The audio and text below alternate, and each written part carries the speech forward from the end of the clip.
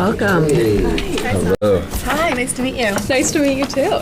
You've built up quite a social media following. That is impressive. But if you woke up tomorrow and there was no social media, how would you use your platform as Miss America to spread your initiative? If I lost my social media, I think I'd have to lean into my training as a political scientist. I got a degree from Brigham Young University. I'm actually 2 classes short of finishing, thanks to Miss Utah. But I learned a lot of skills about how to unpack research. And I would go across the country speaking to different groups and help explain some of the research and data behind immigration and asylum seekers, and use that knowledge to help combat some of the negative stereotypes and misconceptions that many people have about immigrants. I love that. So while we're on the subject of TikTok followings and etc. Yes. What are the key things that you've done to grow your account, and how are you going to apply them to the Miss America account? I think the biggest thing that I've done with my account is I've really learned how to lean into a brand, how to have consistent branding, and also I've learned that what people want to see online is someone who is real. And that means that I do not show up in my full pageant makeup every day. That means making videos of myself in my bedroom, or time-lapsing my work on my computer, or just taking real, raw, authentic content talking about things that I love about Harry Potter. I'm very unfiltered. I post once a week at least without makeup to just keep it authentic and fresh. And I know that people on TikTok, they want to look at you and think that you're their best friend. You know, they don't want you to be selling them something all the time. They want to build that friendship.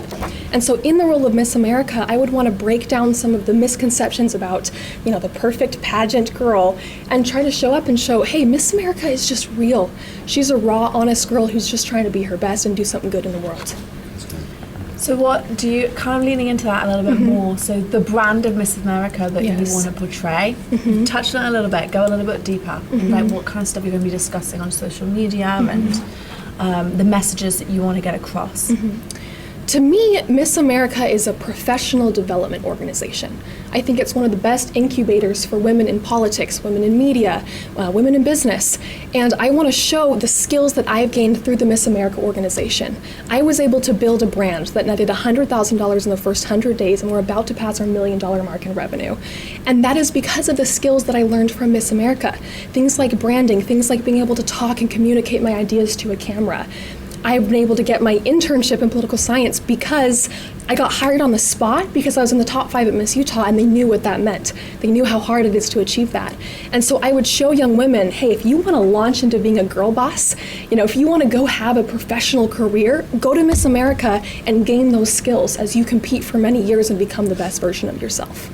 So in a little over a year, you have $1 million of revenue. That's impressive. Yeah. So how exactly did you accomplish that? Do you have a big team? How did you do it? It was kind of like getting struck by lightning, but I had spent 10 years of my life building a lightning rod. I'm a photographer. I trained myself to do photography and shot weddings all through college. I know videography. I grew up as a child actor, and so I know how to be on a camera and speak. I had my own TV show when I was 14. And so all of these skills that I developed, branding, I ran an Etsy shop through college, it was like a perfect storm. And I saw it happening on TikTok. I was really lucky as an entrepreneur that I saw the shift to video branding. And I was able to jump in, and I was one of the first companies and, you know, creators to monetize my platform and start a business before the other young people were starting to think, oh, wait a minute, I could make money off of these viral videos. And so it was kind of a perfect storm, skills that I had been building for my whole life, and honestly through the Miss America organization. And the first video that I ever had go viral was a time lapse, a mashup of all of my practicing for my talent for Miss Utah. And it shows me over the course of years. You can see my hair turn blonde, you can see the growth. And when people saw that and saw the real girl and the real work behind the scenes in my ugly sweatpants and stuff, it made them be like, oh, I want to cheer for this girl, you know, I want to be her friend. And so it was a lot of things. So where is the revenue coming from? I designed collage walls. Okay. So we had this crazy viral product. I had the idea to make just a stack of images of my photography and graphic designs. So did you take all the pictures? We bought some of the images, some of them I photographed all of them. So for example, we have a space one. There's not a lot of space that you can go buy in stock photos, so I shot cosplayers. And we've built out a team now. I have 8 employees, so they've been running it since I won Miss Utah, and I sold out a 50% equity share of the company to an operations team to take over. So I've just been doing the creative. So how are you going to juggle both if you become Miss America?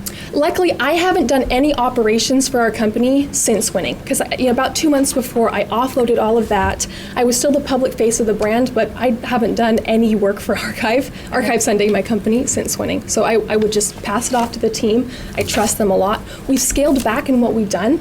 Before, we were making a lot of money off of clothing lines, and I didn't feel comfortable passing that to someone else. I wanted it to be me and my style. So I would just wait, let the team keep the wheels turning for another year, and then pick it up after my year as Miss America. Right. What character did you perform on Walt Disney? I was Cinderella, and what I love about Cinderella is that some people think of her as kind of this, wilting flower, but Cinderella is a person who survived an abusive childhood in an abusive home. And I look at her and I think she is such an inspiration for maintaining your kindness and your sweetness even when life is hard. I had an experience in the role of Pluto, actually, at Disney, when there was a family at a breakfast table, and I spent a long time with him trying to get this one little boy to come out of his shell, and he wasn't taking it, he wasn't taking the bait. So finally I left the table, and as I was leaving, he said, "Bye-bye, Pluto." And the mom, as I was going back to off stage, she came and grabbed my arm, and she said, "I want you to know my son is autistic and nonverbal." And those are some of the only words we've ever heard him say. And I got to have moments like that at Disney all the time. And it's what gave me the fire to come compete for Miss Utah, because I wanted to have more opportunities to serve people like that. Sasha, let's talk about your social impact initiative, Refugees Welcome. I read about your visit to Greece, but why do you think you are in a position to really change something that's a huge national conversation? Well, my online channel gets 3 to 5 million views per week. And I recognize that is a huge position of privilege. It's a huge position of power. And as I thought about the work that I've done in the social sector, and I thought about the experiences I had working for 3 months in Greece, I knew that this was an issue that I wanted to use my platform to educate. And frankly, I have heard terrifying things in the mainstream media about refugees. And there is so much misinformation out there, and I'm a trained political scientist. I know how to look at a study and break it down, and I just felt like I had a moral responsibility to do something with that platform. So outside of looking at the studies, Yes. what have you done to put yourself in positions to meet these refugees and understand their experiences? First is that I worked in Greece. The second is I've been working with an advocacy group this year called Their Story is Our Story. And my co-author, her name is Sharouk Al-Jawari. We've spent the last 6 months together developing a curriculum for students in Utah. And there's a very much a right and a wrong way to go about doing refugee advocacy. It is not my role to show up and serve refugees. It's not my role to speak for refugees. I want to use the Miss America podium to amplify the advocacy work that's already being done by the refugee community. So instead of doing a solo school tour as Miss Utah, I opted to do a dual school tour with Sharouk to give her those opportunities. And every time that I got a media request, I gave them Sharouk's information to just give her a voice as well. So this is a really big political conversation. Yes. So you're going to get people come at you like, no, we can't even look after the people that we have in America. We Right. shouldn't be welcoming more people. What is Right. your response to that? Accepting refugees is not a partisan issue. It's a humanitarian issue. And the data is that refugees benefit our community in every way. They are an economic benefit. They bring diversity. They are wonderful patriots. They commit crimes at much lower levels than regular Americans. And I think people just don't know that about refugees. There's so much misinformation. That's why I felt that I should use my platform online and the platform of Miss America to amplify the work that's being done already. I appreciate the ideology of that, but it is a partisan issue. So how do you address when you do get people asking you very politically motivated questions about border control and those type of things? How do you plan on answering that? I think it's important. I've decided to narrow the scope to refugees and asylum seekers. And refugee is a particular legal classification, not necessarily an immigrant. I recognize it's a very hot button topic. For me, I want to have less hatred and more harmony. I want less division. I want to find common ground.